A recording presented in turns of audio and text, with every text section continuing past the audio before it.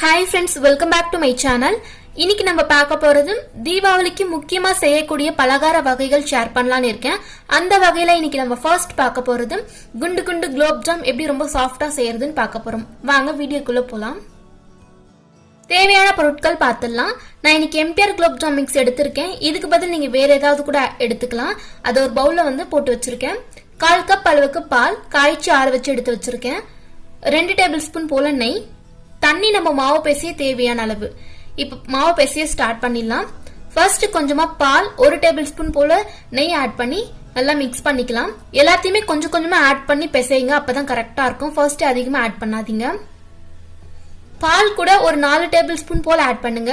அந்த 1/4 கப் ஃபுல்லா ஆட் பண்ண தேவையில்லை. நீங்க அதிகமா ஆட் பண்ணிட்டீங்க அப்படின்னா நம்ம எண்ணெயில போட்ட உடனே மாவு பிரிஞ்சு போயிடும். ஸோ அதிகமா ஆட் பண்ணாம கம்மி ஆட் பண்ணிக்கோங்க. இப்ப இது கூட தேவையான அளவு தண்ணி சேர்த்து சப்பாத்தி மாவு போல பிசைஞ்சு எடுத்துக்கலாம்.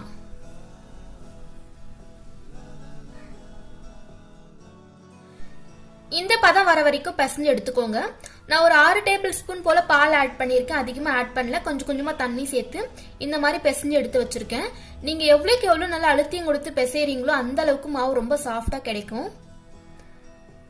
இப்ப இது கூடவே கொஞ்சமா நெய் வந்து தடவி ஒரு 30 இருந்து 45 நிமிஷம் போல இது ஊற வைக்க போறேன். அந்த டைமிங்ல நம்ம குலாப் ஜாமுனுக்கு தேவையான சக்கரை பாகு ரெடி பண்ணிக்கலாம்.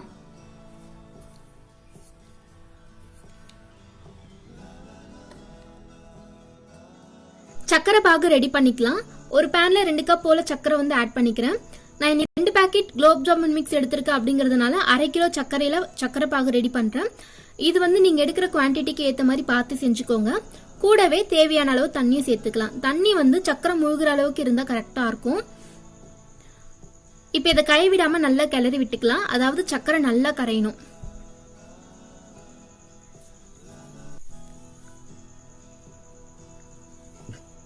சக்கரை நல்லா கரைஞ்சு வந்திருக்கு. அப்பப்ப செக் பண்ணிக்கோங்க. அதாவது சக்கரை பாகு ஒரு கம்பி பதத்தை தாண்டக்கூடாது.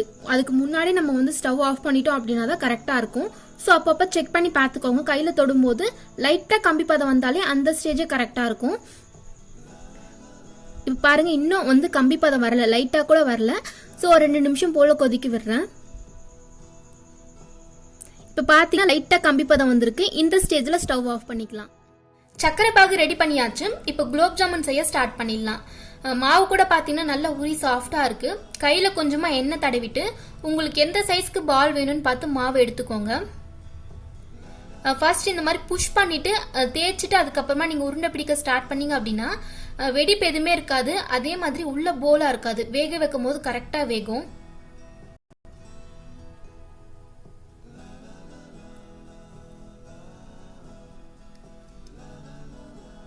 இதே மாதிரி எல்லாத்தையும் பால் பண்ணி எடுத்துக்கலாம்.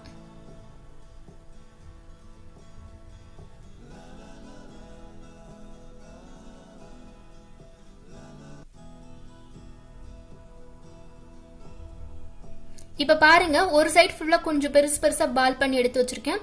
இன்னொரு சைடு குட்டி குட்டியா இருக்கு. இது இப்ப எண்ணெயில போட்டு பொரிச்சுக்கலாம். ஒரு பேன்ல கொஞ்சமா எண்ணெய் சேர்த்திருக்கேன். எண்ணெய் அதிகமா காயக்கூடாது, மீடியமா காஞ்சா போதும். அந்த டைமிங்ல நம்ம போட்டு பொரிச்சுக்க போறோம். அப்பதான் கரெக்டா உள்ள ஃபுல்லா ஈவனா வேகும். நீங்க ஹையா இருக்கும் போது போட்டு எடுத்தீங்க அப்படின்னா மேல மட்டும் வெந்துடும், உள்ள பாத்தீங்கன்னா ஃபுல்லா வெந்தே இருக்காது. ஸோ மீடியம் ஃப்ளேம்ல வச்சு பொரிச்சுக்கோங்க. அப்பதான் உள்ள கரெக்டா வேகும். அப்பப்ப இந்த மாதிரி திருப்பி விட்டுக்கோங்க. எந்த பக்கம் வேகலன்னு பார்த்து திருப்பி விட்டுக்கோங்க. கலர் வந்து ரொம்ப ப்ரௌனா இருக்க கூடாது. கோல்டன் ப்ரௌன் கலர் வந்த உடனே இது ஒரு பிளேட்ல வந்து டிரான்ஸ்ஃபர் பண்ணிக்கலாம். இப்ப பாருங்க, நல்லா கோல்டன் ப்ரௌன் கலர்ல இருக்கு. இப்ப நான் இது ஒரு பிளேட்ல வந்து மாத்திக்க போறேன்.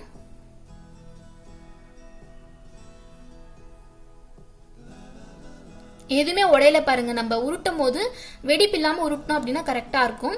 நம்ம செஞ்ச சக்கரை பாகுல ஒரு பங்கு மட்டும் இங்க எடுத்து வச்சிருக்கேன். இன்னொரு பங்கு பாத்தீங்கன்னா தனியா கப்ல இருக்கு. இப்ப நான் பொரிச்ச எல்லாத்தையுமே இதுலதான் சேர்த்துக்க போறேன். இது ஏன்னு பாத்தீங்கன்னா நம்ம பொரிக்கிறதுக்குள்ள எல்லாமே சக்கரை பாகு டக்குன்னு இழுத்துடும். ஒரு சிலதுக்கு வந்து சக்கரை பாகு பத்தாது. அதுக்காக 2 பாகமா பிரிச்சு வச்சிருக்கேன். ஃபர்ஸ்ட் பொரிக்கிறது எல்லாமே இதுல போட்டுட்டு லாஸ்டா எல்லாத்தையும் பொரிச்சு முடிச்சதுக்கு அப்புறமா நம்ம இன்னொரு பங்கு எடுத்து வச்சிருக்கோம் பாத்தீங்களா, அதையும் இது கூடவே சேர்த்துட்டோம் அப்படின்னா ஈவனா இருக்கும். கரெக்டா ஈவனா வந்து ஊறும். இதே மாதிரி நான் எல்லாமே பொரிச்சு எடுத்துட்டேன். இது கூடவே நம்ம தண்ணி எடுத்து வச்சிருந்த பாத்தீங்க சக்கரை பாகு, அதை சேர்த்துட்டு 5 to 6 மணி நேரம் அப்படியே வைக்க போறேன். அப்போதான் நல்லா சூப்பரா ஊறி சாப்பிட்றதுக்கு ரொம்ப நல்லா இருக்கும். 6 மணி நேரம் கழிச்சு ஒரு சர்விங் பவுல மாத்திட்டு பார்க்கலாம். அவ்வளோதான் ஃப்ரெண்ட்ஸ், நம்மளுடைய குலோப் ஜாமுன் சூப்பராக ரெடி ஆயிருக்கு. பார்த்தீங்கன்னா தெரியும். இதே மெத்தடில் உங்கள் வீட்டில் ட்ரை பண்ணி பார்த்துட்டு எப்படி இருக்குன்னு கீழே கமெண்ட் செக்ஷனில் சொல்லுங்கள். இது போல் இன்னொரு வீடியோவில் பார்க்கலாம். தேங்க்ஸ் ஃபார் வாட்சிங்.